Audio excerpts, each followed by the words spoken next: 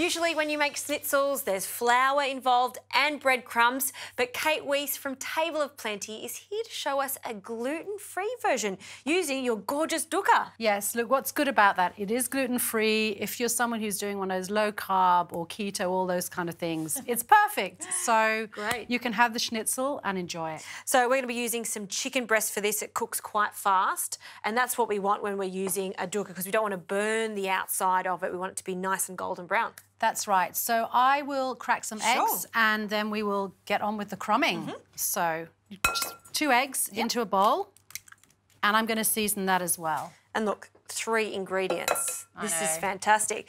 But in fact, there's quite a lot of ingredients in your Dukkah. What's in your Dukkah? So Dukkah is an Egyptian herb and spice blend made from roasted and ground nuts with the herbs and spices and salt. It's Egyptian in origin, but it's got just delicious crunch and flavour. Very nice. So I've done that. I'm going to season. It's always good to season your egg. Yes. So Justine, if I can get you to coat the chicken breasts in the egg. Okay. And I'm going to sprinkle the Dukkah ready for coating. Sure.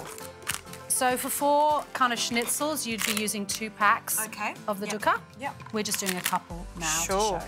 So I'm going to swap this over now. It's always good to have a little production line when you're making schnitzels. So chicken on one end, and if you do it in the order, and this is great to get the kids involved too, so easy for them to put together, into the Dukkah.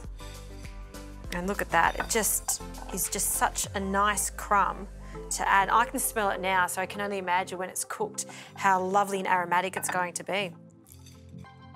All right, and then straight into the oil. And we're going to cook these for about 2 minutes on each side until it's golden brown. Not too hot, that oil, because you don't want to burn all the spices and the nuts.